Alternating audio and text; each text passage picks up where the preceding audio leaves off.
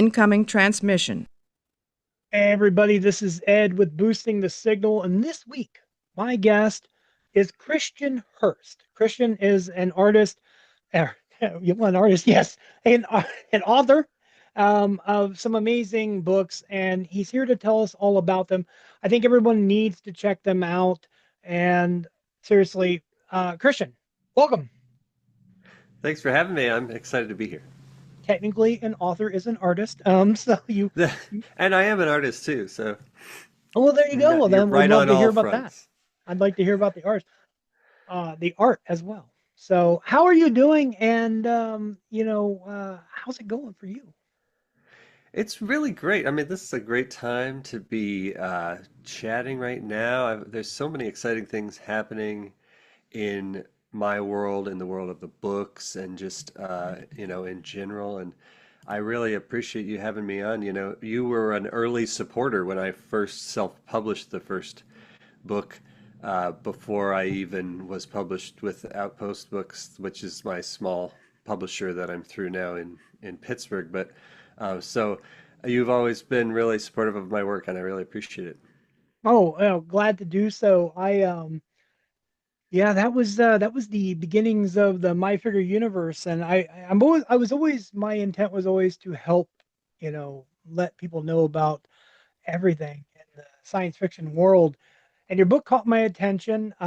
It was actually something that I had gifted, like sent the I had the PDF Kindle version. I sent it over to my son to read, and funny story, he had it for all of about 6 hours.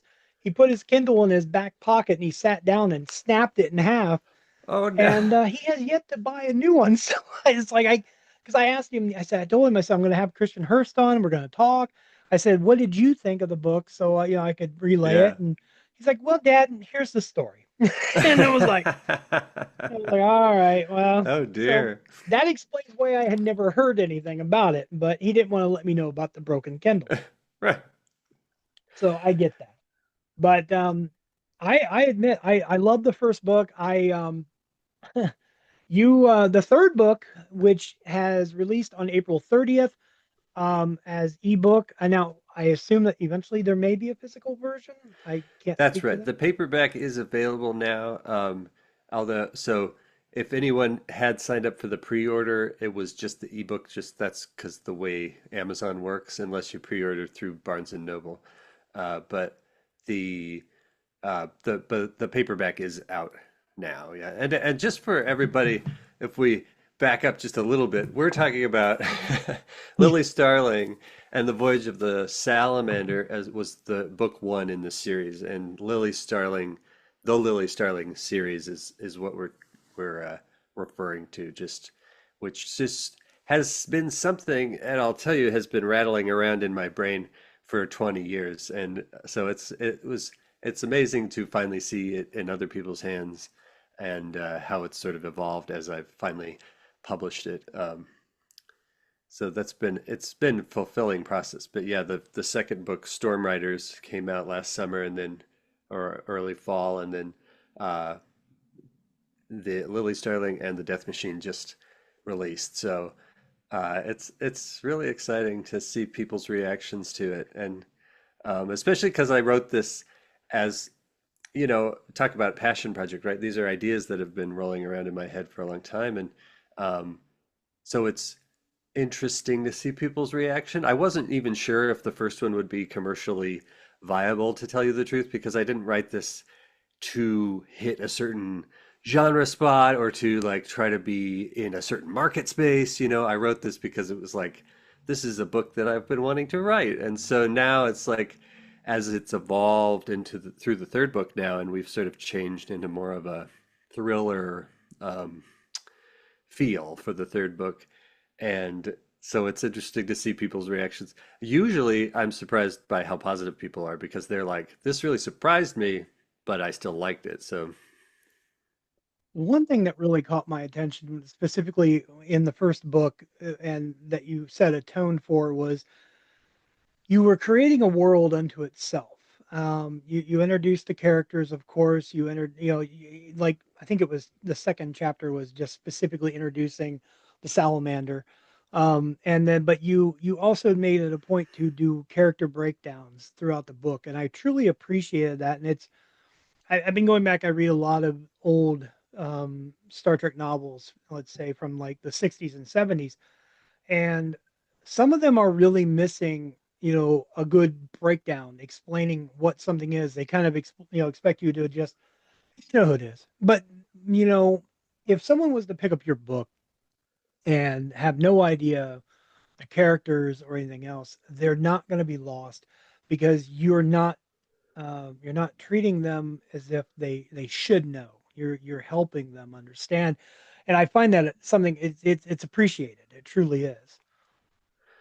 Thank you for that. That is, why I part of the character of Lily is uh, you as the reader experience everything through her eyes. So having her start out in the year 2010 and then sort of end up in the future, um, it's like we get a what would it be like if we were experiencing all of this for the first time, if we were in space all of a sudden and we were around androids and we were, seeing aliens and uh, so I tried to make it very, even though it is pulpy in the tradition of space opera, I tried to make it emotionally realistic to where you could identify with Lily's feelings and emotions as she was going through all of this. So I'm glad that came through to some extent. Oh, indeed. And the one thing that really kind of stuck with me, like specifically reading the first book, and then like I started reading the third book before realizing I needed to still go back. I had missed the second book. Lazy guy, but I they're classified as YA novels, and to me, that's fine, whatever.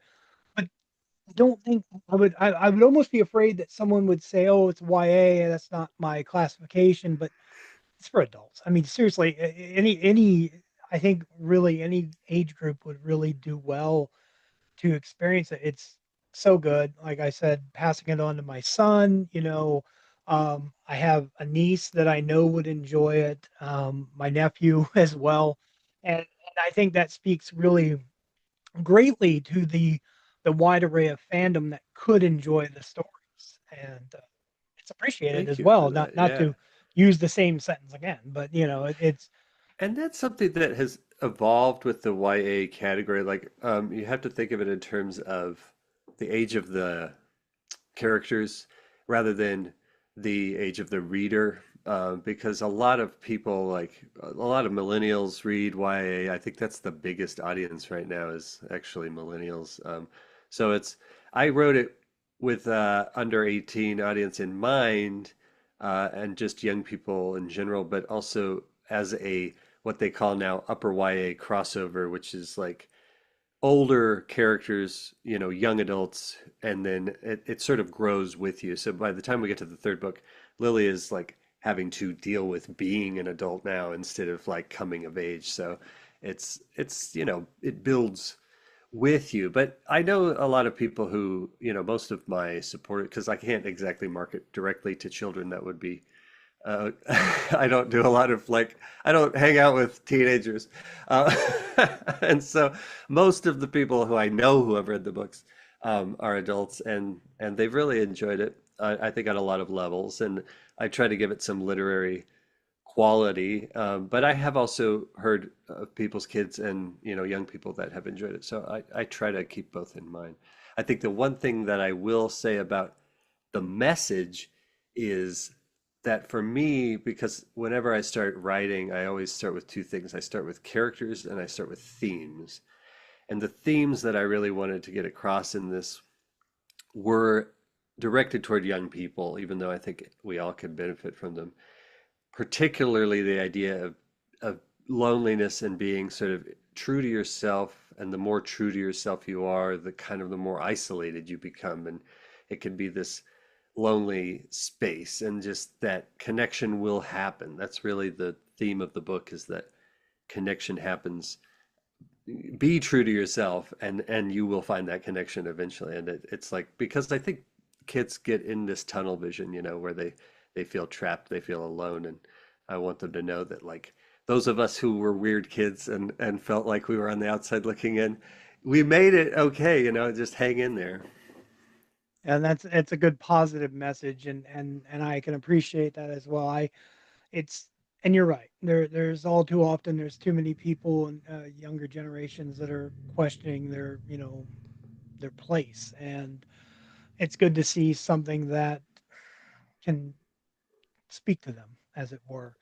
Um, Out of curiosity, what was your creative inspiration for this universe that you have started? Yeah, that's a great question. And I grew up with science fiction, and um, interesting. I grew up as raised in a religious family. I was raised in the Mormon church, and um, I always felt just a little bit like an outsider. I was a weird kid. I was always questioning. I was, that kid, and so I felt a little of that when I just talked about, like, that being an outsider. I don't resent my upbringing at all. I think my parents are awesome people. They did a great job, and everything. I'm not resentful, but I'm just saying that, like, my state of mind, I used to see people who would get up in church and they would say things like, I know this, I know that, I know this is going to happen, and very much like confident. But then later on, I might see something that pulled the rug out from under them, and I would see this pattern again and again. And so I've always been fascinated by that idea of absolutism, and how people adopt these binary thinking absolutes where it's like you are either X or Y, and, very bucketed, very like, and so you put your faith in something, and instead of creating an identity from within, you create an identity externally from what people assume about you, from what people put on you, when they enter the room. And when you build your identity on that, uh, I think it creates these moments of crises of faith, crisis of identity throughout your life. Whereas if you build that strong foundation from within, uh, you may not be as prone to those things, but also it can be lonely again, because you're like kind of on an island of your own. You're not necessarily in with any particular clique or group. And so these are themes that, like, really resonated with me when I was young, and I read things like Les Miserables. I love Victor Hugo. I read a lot of classics. I read Ursula Le Guin, a lot of Star Trek novels, a lot, and these sort of reinforced, gave me the space to explore sort of my own worlds as a kid, and develop that strong sense of self. And so all of that is to say that these are themes that have really been important to me, and I always wanted to structure them into a science fiction world that was kind of like Star Trek in some ways, because I'm a big Trek fan, but also a little more emotionally realistic, a little less allegorical, a little more, what I don't want to say believable, but like a little bit outside the Trek fantasy world, with, no transporters to escape the danger, no No magic tools that to kind fix the of, day. and so I I don't know. I just have always wanted to build this world, and you'll there are people who knew me when I was, were roommates with me or whatever, when I was a younger person, who can tell you about me going on and on about these characters that I was like, I wanted to make movies about it. I wanted to make, somehow just get this out into the world, and um, so it's been a long time coming.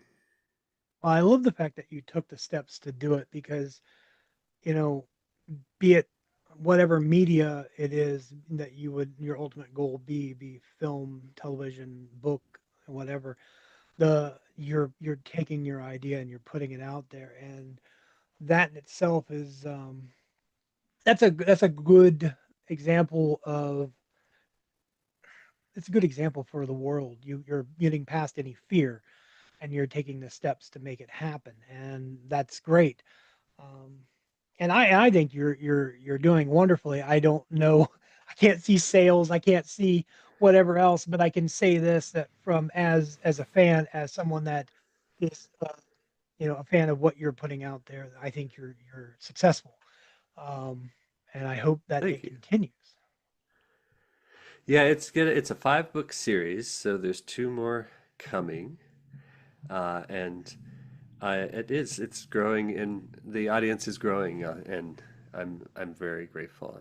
I've been very overwhelmed by the response, but also just sort of happy to keep continue with it. People ask me, well, what about, are you going to sell it to a publisher? Are you going to try to get TV rights or whatever? I'm like, I would love all that, but like right now, I just really want to continue to build the world and the story, and finish that, because I'm working on book 4, and it's interesting to see sort of what was in my head a long time ago versus sort of what it's becoming now, because there are obviously things that have changed in the world. Um, when I was writing book 3, there's a backdrop in the story in Death Machine of a virus. And that was something I thought of when I was much younger. And then, of course, COVID happened. So I actually thought about removing it because I was like, this is going to sound like so on the nose. But it still just worked really well for the story. It was something that was like, there's this pandemic. And so I just tweaked it a little bit and tried to make it clear that this is not that story. This is, a different a different set of circumstances. But there are sort of these relatable themes about fear and about controlling information and about um, access to healthcare and that kind of thing. So different themes. Not for nothing, but there's plenty of experience or examples in the past of science fiction that have had very similar situations to COVID. I think you're safe. I think using it, I would hope that people, and you're right, there are people that are going to say, oh, well, this, the idea came from real world, but all science fiction comes from real world in some way or form. I always like, I've been doing a supernatural rewatch recently, and Mm, I get to the episode, with Croatoa, and I think, oh wow, I watched this episode, and it's so similar to what happened in the real world, and right. I thought, I was like, all right, well, that's scary. Um, but I've been fascinated to write about this ever since I read uh, the Batman Contagion series. I don't know if you're familiar with it. When I the was thing like is, I've heard it. It 14. is not something I have. Yeah. Yep, I haven't read it. So I've been, it's a long time ago, but I I do think it's something that everybody thinks about the moment that they're living in now, and they think it's very unique. But if you read history, you know that a lot of things have happened before. Thick bullet. Can't even say the word. It comes back around. It's like fashion. I do want to say I do get your newsletter, and I saw recently you were bestowed upon first place in 3 categories at Bookfest. And would you like to talk about that? Sure, that's great. I'm very proud of that. I'm very excited that the win has garnered some press for the book. The um, I think it's notable because the 3 categories were uh, main sci-fi category, space opera, and then LGBTQ sci-fi, and then YA sci-fi. So I think those are three, significant categories because they are the three retail categories for the book. So it was really, I couldn't have been better, frankly, for the book itself. And I'm really proud of it because I won the Reader's Favorite Award last year, and it was bronze. and that was with the first edition of the book before I had worked with Outpost Books and gotten it professionally edited and like kind of we went through and did a couple rounds actually of tightening it up because there were some parts. It was my debut. I'm self-published. It was a little overwritten, I'll be honest. And so I'm really proud of the latest edition. I'm proud of it in general, but I think the latest edition is kind of the definitive edition, not to be George Lucas, but like it's very tight, and the the fact that it won bronze last year and now it won three gold, triple gold is like I think it shows that there has been progress to the manuscript, which is cool to be indie and to be able to do that because we didn't print 200,000 copies, you know. If I was through a traditional publisher, you don't get that opportunity to like go back and fix things. So So you're telling me that, but no, yeah, Han shot first. Yeah, Star Wars reference. Sorry. exactly. Um, It'll it be does worth make me something think someday. too. You talk about tightening up the original first book. I'm thinking that then what I have is probably pretty old because that would mean because I got mine really really early. Yeah, you got yours back before I had even, yeah, back in the early days. You were one of the first people who read it, I think. Oh wow. Yeah, that's something to add to my list to get. I and you know you answered one of my questions I had written down ready to go was the planned number of books, and you answered it without me even asking. Well done. And that you have 5 books planned out for the series. Now, is this set in stone, or is this something that could be fluid and change?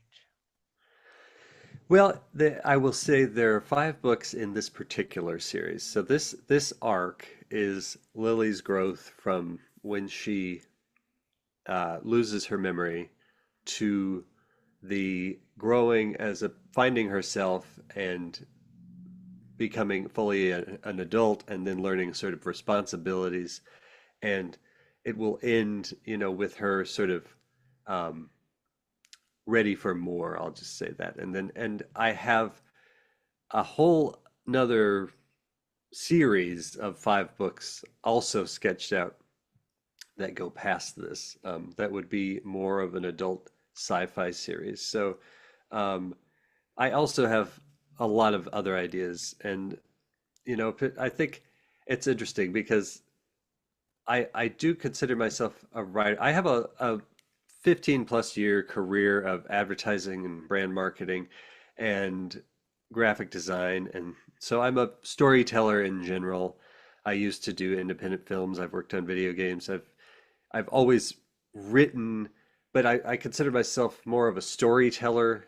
Like I say, I talk about myself as an author. I don't necessarily uh, think I'm the strongest writer in the world, you know what I mean? But I'm Mm. a storyteller. I love to think of these ideas and see them realized. And so I just have too many ideas. That's my issue is I try to focus, you know. And so because this series has sort of taken off and people are interested in it, I want to see it through to completion.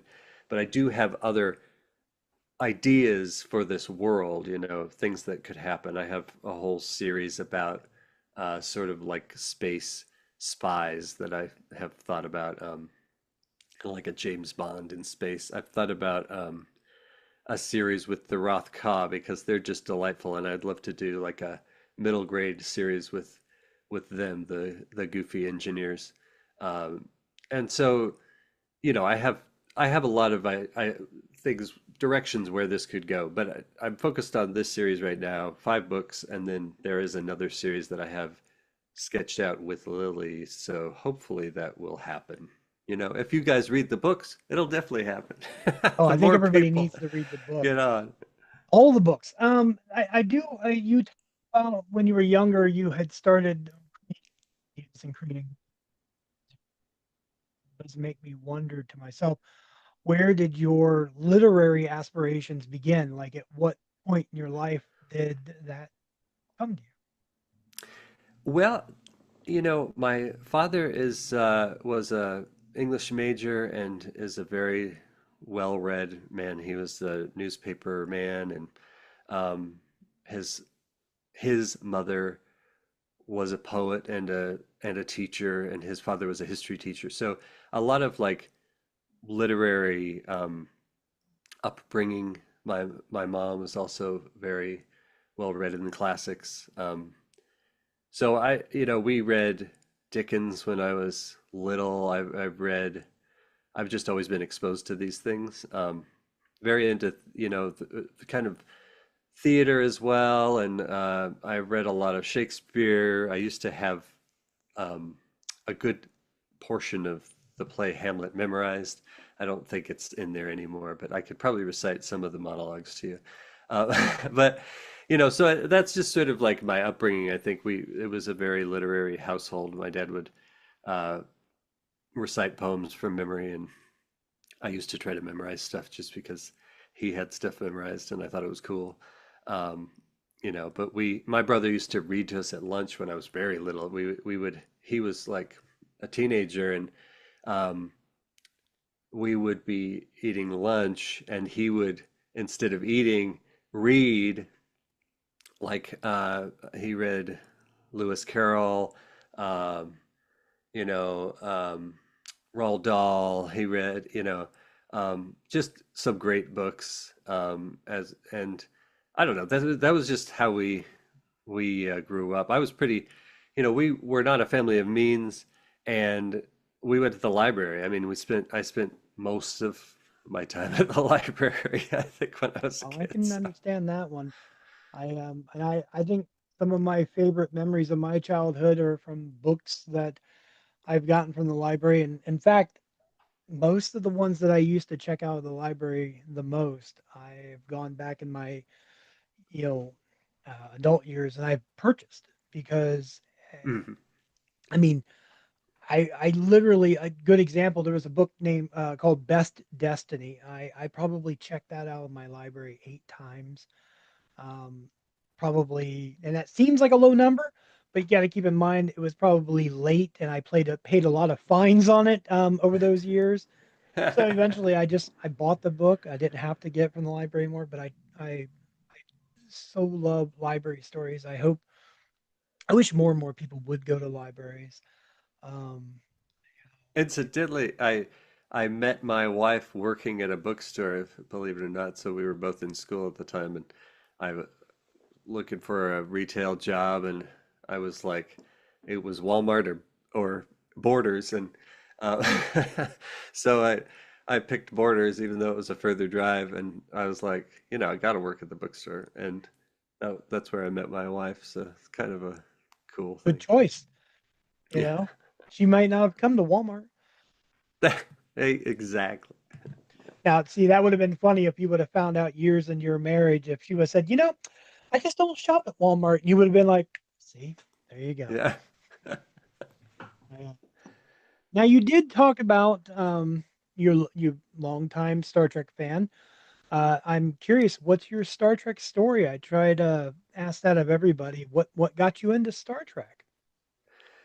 I have an old school Trekkie. Like my mom watched the '60s show when they would get home from school.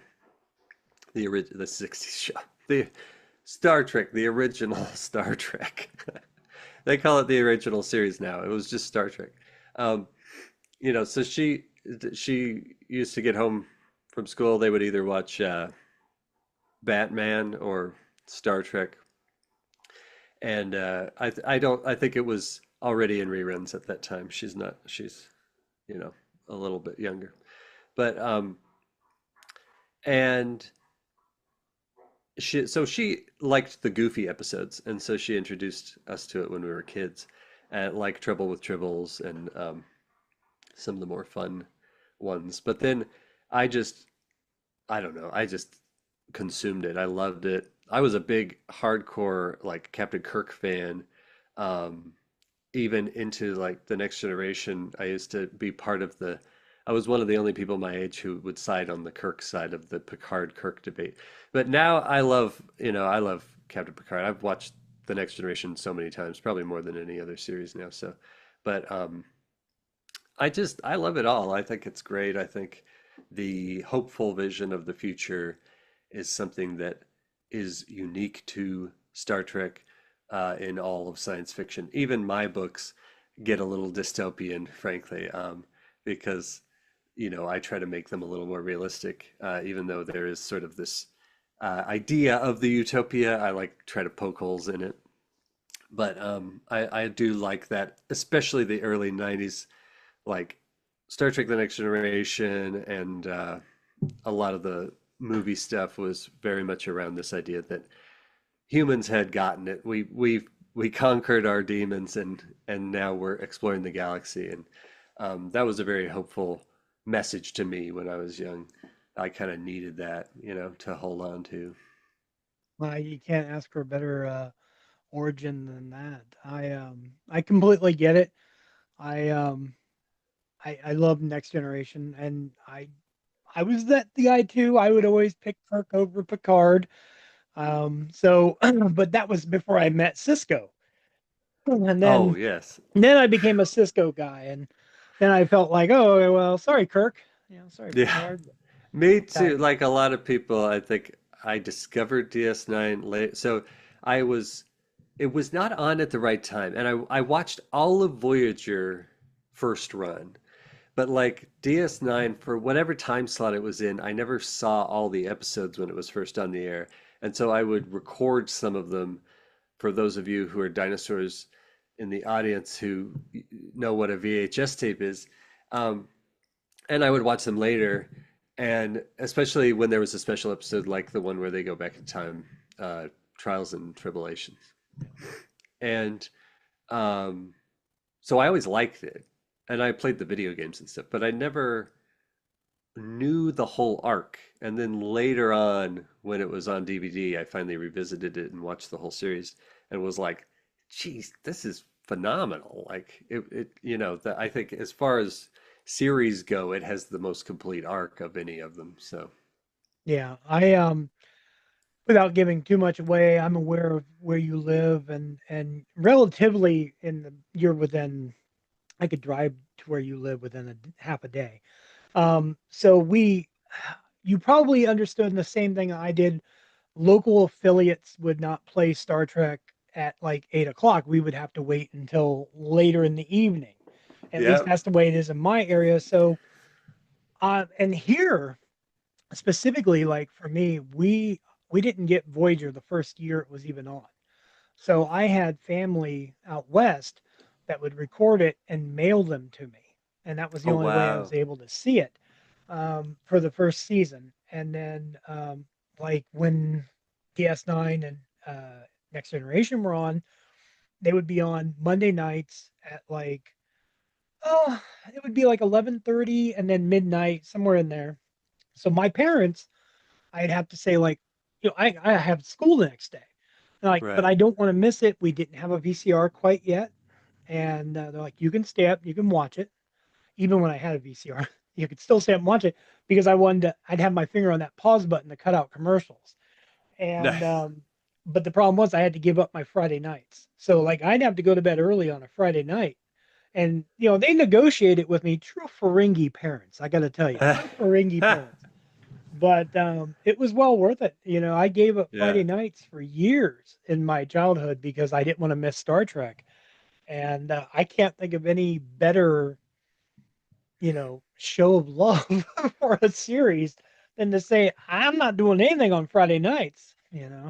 I have two great stories to tell about. So I was fortunate because I grew up in Harrisburg, and Okay. Harrisburg had a local UPN when they first launched UPN.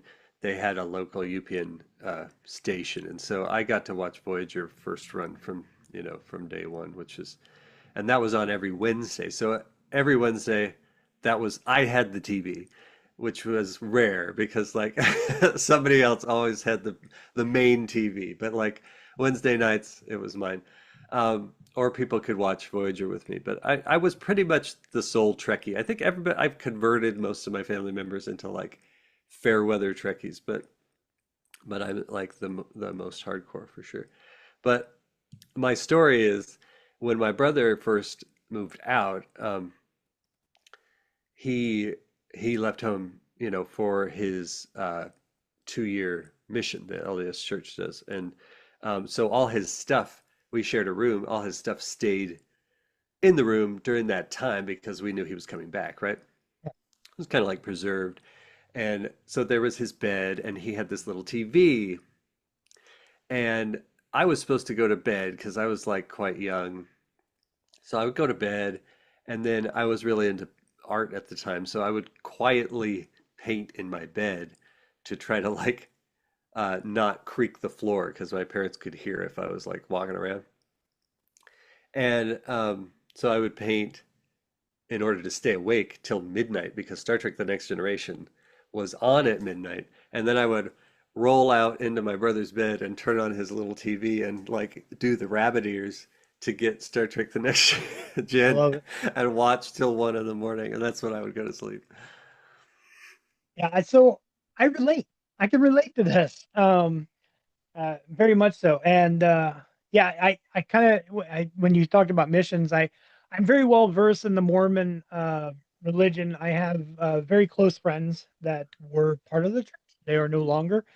But and then an individual I'm close with that I met because he was on his mission at the time, Oh, and so I've always been very open. Like when I see them around, I know they're in the neighborhood.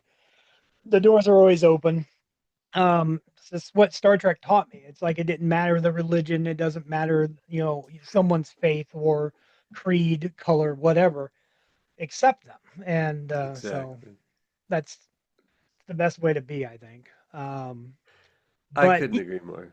That's why? I talk about it as humanism, but it's like uh practical humanism, like I don't like everybody. I'm human. Like, no, we're not gonna, we're gonna have disagreements. I can even really dislike people, but I try when I first meet somebody to see them as a person first and not immediately try to bubble up all the things that I could hate them for. It's like that first moment when you encounter somebody, how do you see them? And I always try to, I'm not perfect, but I always try to see them as a person first. And I think that Star Trek really, I mean, not like it sounds, you know, kind of cheesy, but it's true. Like Star Trek really taught me that idea that like you're going out to make first contact. They're going out into space. You have to respect these other planets' cultures and the way they are because it's you're coming in there,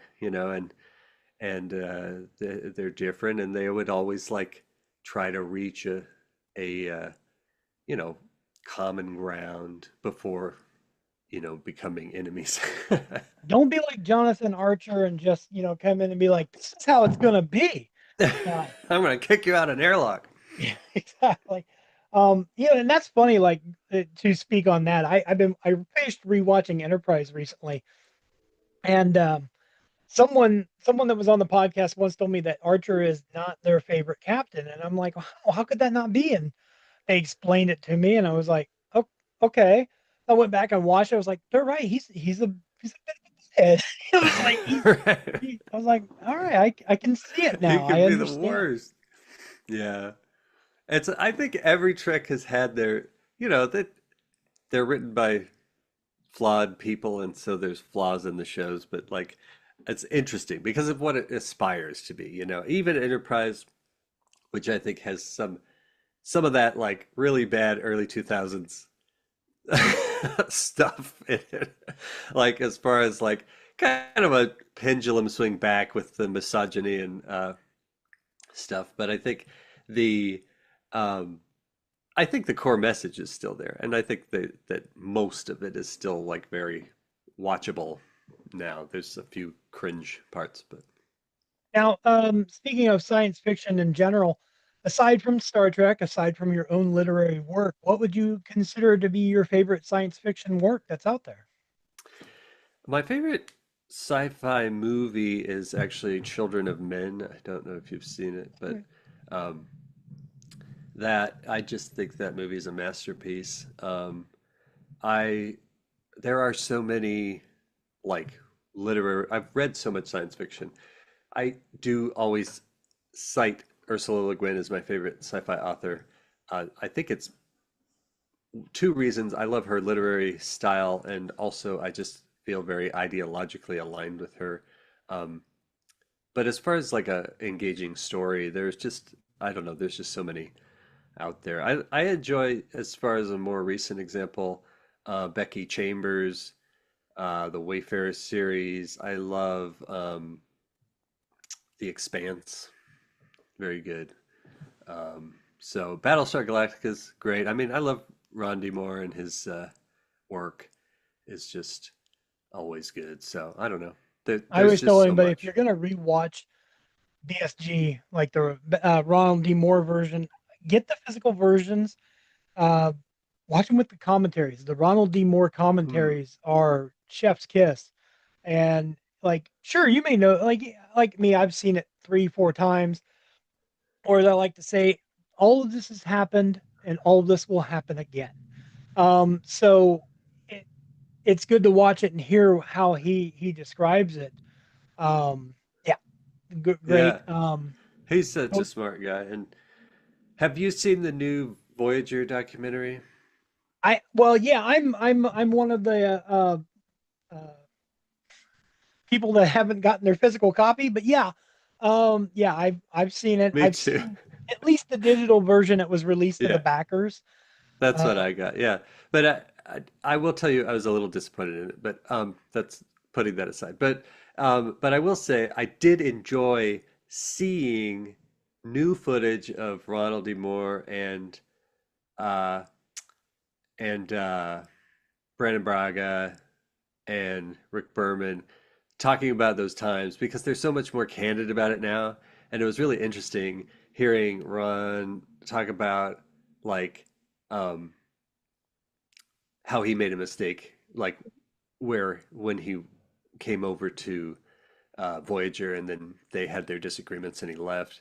And it was interesting to hear him talk about that, because I didn't ever know if he would really admit that his, you know, that he was in the wrong as well, because I think they were in the wrong on both sides. But I find those things interesting behind the scenes. yeah, it was for the most part it was fun to watch. I think we could have left out the zero gravity plane footage. I don't really understand that. I don't know why our money in the Kickstarter paid for that. Right. Um, but whatever. And I'm not too pleased with the most recent update, uh, wanting more money so we can get another disc. But that's a Yeah. whole nother episode of complaints and anger. And I I will tell you. Okay, I'm going to tell you my one beef, and okay, we can park it if you want. But it's I think that having the the first Star Trek series with a female captain that had some of the strongest women characters in the show, and then having the um, segment that stitched the entire film together be dudes was a mistake, because it was and I know that like uh uh what's his name who Garrett plays Harry Wong. Kim Wong. Yeah. I know that he was just like, I got this idea to do the space thing.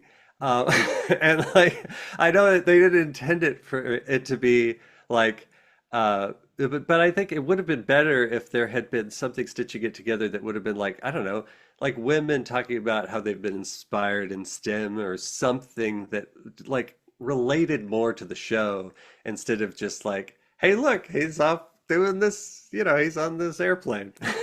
Well, not for nothing. That's like there have been better interviews by, I don't know if you know the Sci-Fi Sisters podcast or not. If you don't, anybody check them out.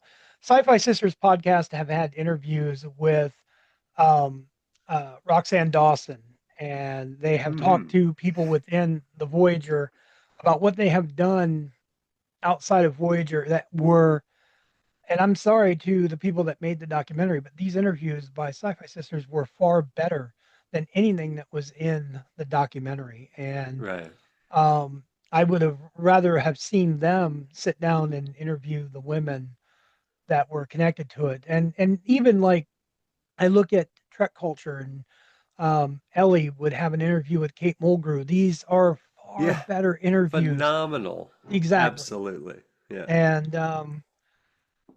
yeah, I mean, and I know that they like this is it's been 6 years, since that went into production. It's a long time. And when they say, "Hey, we need $25 more," I'm thinking, no, Right. no, I you know. don't. Yeah, I know it's the coming soon yeah. forever thing, Y- but I will say that I have a little theory about they have to keep everybody happy because you want to be allowed to use Rick Berman's clips, you want to be allowed to use Paramount footage, you want to be allowed to use so that like it becomes this very kind of um it like too many it mediocrity by committee, where it's like if you're trying to please everybody, that's not good documentarian, philosophy.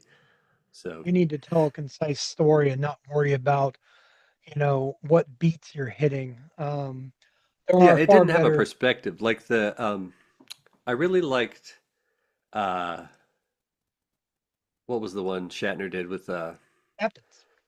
the bridge, the Oh, captains. Well, that was amazing, but Chaos yeah, on the Bridge. yeah. Chaos on the Bridge. Right, Wonderful low documentary. budget, just some little like animated clips and stuff stringing it together, but it was so good and so like biting. It had this like you had to watch through the whole thing. It wasn't too long. It just had like really interesting information.